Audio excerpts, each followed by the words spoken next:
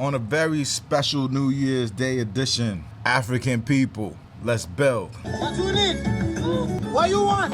Soup. You want to eat? Soup. I don't hear you. You want to eat? Soup. Hey, you want to eat? Soup. What you need? Soup. Hey, what's good for you? Soup. Hey. African people, on this New Year's Day, I'm still enjoying the leftovers of last night's New Year's festivities. And of course, where would we be without Soup Joumou? Soup Joumou is a soup that represents the Haitian Revolution, and today is our July 4th. It's our Independence Day. It's what we fought for and continue to fight for. This is not a fight that ends. That's the lesson we learned from the Haitian Revolution. This is not a fight that ends, and this soup is symbolic to struggle. See, Soup Joumou is filled with so many things that come from the land: carrots, potatoes, corn. Some people do. We do corn. My people put a little corn on the cob in the joint. You know what I mean? The meat. Sometimes there's 2 and 3 different meats in the soup. And then the base is squash, and it's a big, complicated, delicious soup. And we would have to eat gruel. We would have to eat something a little tastier than what the pigs were eating in their style while they ate this, and baked the Haitian bread and didn't share it, didn't let us have it, right? That's delicious. Baked right here in this house. Point being, we weren't allowed to have the soup, but when we cut their heads off and burnt down their house, you hear Haitians say that, you know that's the battle cry. You know it's time to get busy. You know the conversation is different when you hear that that just cut their heads off and burn down their houses. These men fought and won independence. Not the majority. They say the Haitian army was about 20,000, but imagine you had 20,000 people fighting for one thing. I'll take it.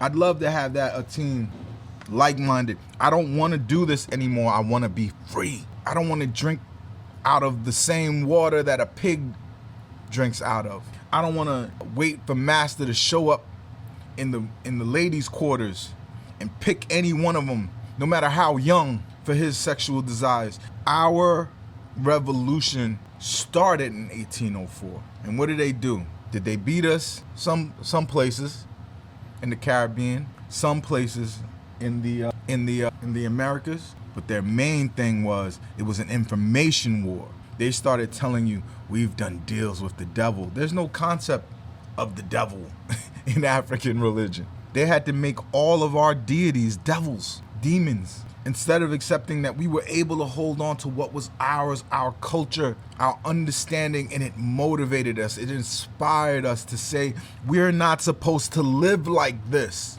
We're not supposed to live like this. And they fought. Now we drink on New Year's Day, we drink Soup Joumou. We drink it. But it doesn't mean that the battle is over or the war is won. Where Haiti is occupied right now. If they're still mad, we should be mad. And they're still mad. Have you ever read why am I forgetting his name now? Definitely not Monroe. Have you ever read what Woodrow Wilson said about Africans? He thought that the Haitian Revolution was an affront to him. And when they went to attack the United States, when the United States went to attack Haiti again and occupy Haiti for 20 years, he sent Marines strictly from the South so that they wouldn't be soft with the Haitians, so that they would be the worst of the worst. My grandmother lived through that war, and she was separated from her mother because one side of the Haiti island was under Haitian control, the other side of the island was under American control, and we had to whoop their ass to get them out. That's the story that a lot of people don't tell you. We had to send a lot of American boys home in body bags. Sad but true. Because of this soup. Because of the concept that we want to be free, that we want to be equal. That's what we should learn from the Haitian Revolution. Like C.L.R. James' book, The Black Jacobins, that gives you a great start. But you have to understand, the Haitian Revolution had been fighting 100 years before people were talking about it. These slaves had other leaders, other names. You know what? I will do a whole video on it, because that's not what I wanted to do with this video. With this video, I wanted to say, it's time. It's time. Are you not tired No, and you have more suffering to do. But I want the people that's like, all right, I'm done with this. This is enough now. Or even the people that's not saying it's enough now. Even the people that say, I want to do better. This is a ground up opportunity. I'm doing a video about Anthony Joshua and what happened to him in Nigeria. And the reason why is because this lazy attitude, this mindset that capitulation is the only way, that somehow everything that has been done to us is our fault. That's the new one. The African has some issue. No. The fight remains. The fight continues. The fight has changed shape, but we have to be the few, the 5% of the island of Hispaniola that was willing to fight. The cowards are gonna flee to the other side. You can't stop that. You can't take out of someone what's in them. But this message is not for the cowards. This message is for the entire continent of Africa, the entire diaspora, to say to them all that if you want it, your soup is waiting for you. You may not have to bleed as much, you just have to change your mind. Your mind has to change. We're so cynical. There's something called Afro-pessimism now. Like, I get it. There's a lot to be pessimistic about, but I believe in a good comeback story. I believe that our destiny is there waiting for us. You could be scared of it, or you could embrace it. You can make it a part of you. You can get up every day and do a little bit to fight the revolution. Like and subscribe my videos. How about that? Watch them through. Absorb the information. These are the things that you have to do to get out of this mess. Buy my book. How about that? Bring in the new year. Even though I created this channel so you don't have to buy my book, right? I created this channel so that I could give the message that's in that book for free. I want you to have it. I want you to dream audacious thoughts. And I want you to have an amazing new year that is a part of a chain of 1,000 new years of something great that we came together to create. True black liberation. You can't be liberated if the Ku Klux Klan live next door.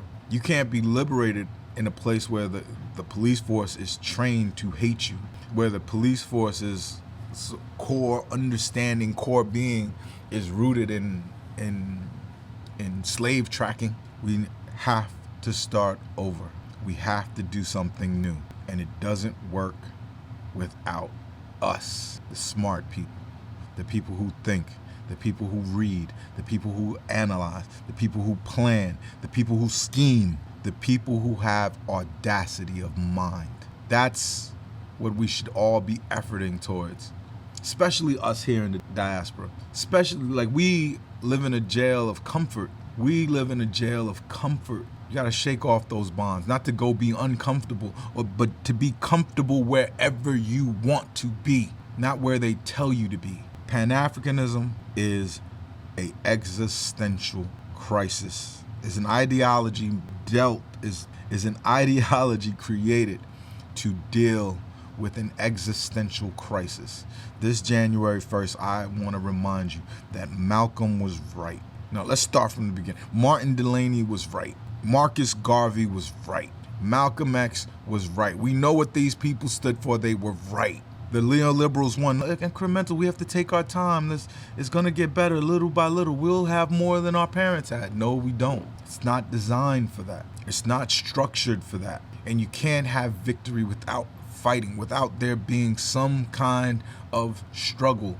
In Creole, in Haitian Creole, we say lutter. That might be French, but when you ask a revolutionary, you say to a revolutionary, "Sac passe," they tell you, I'm fighting, I'm wrestling, I'm struggling. That is the message. That doesn't mean, lose your mind and go do something stupid. It means think. It means read. It means plot. It means plan. That's what I want to give you guys today on this January 1st of 2026. That our time is now. Our time.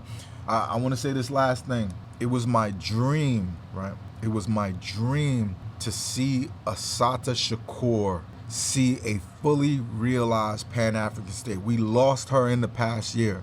We lost the inspiration. This is the cover of my book, is my daughter and Assata Shakur mixed. When I created this art, I did it for the revolutionary, the past revolutionary that inspired me, and the revolutionary that I created. I feel sad when I think and believe in all of my being that we will have a Pan-African state. I believe it with all of my being, we will have it. But will Mumia get to see it? Asada didn't. Mumia, Abu Jamal, and all the political prisoners. I wanted them to see it. Right? I wanted Kwame Ture to see it. I wanted H. Rap Brown to see it. We're losing them. We're losing them. That's why we need urgency. That's why we need to start planning. That's why we need to start talking in this way.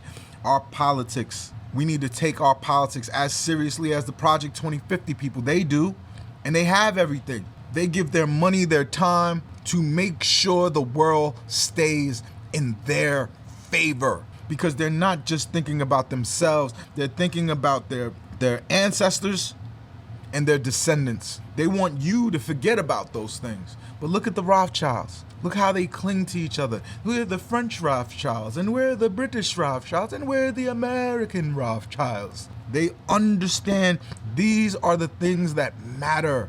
We just trying to go to the club and stunt. They're planning, and we should be planning too. And we will be. Our crew, our small group, remember, 15,000. And they lost thousands of soldiers in Haiti. Thousands of Africans died in Haiti. And it's always the minority. It's the minority that brings about revolution. It wasn't all of Cuba in those hills with Fidel and Che. It's a small group that meant business, that was well educated. And when I say educated politically, to understand what they were fighting for. And they respected each other's lives and contributions, and they built a revolution that they still can't take down to this day. They're trying. They'll continue to try. They eventually will if we don't form a Pan-African state, if we do not save the world. That is my message to you today. Pan-Africanism can save the world. Another multipolar leg. China's trying. China's trying. America hates it. They hate what's happening. The world is struggling to be free. The world is struggling to be its natural self. We have to do that. My name is Yves. Y, V is in victory, E-S, Darbouze. And this has been the Pan-African Product. Happy New Year, everybody.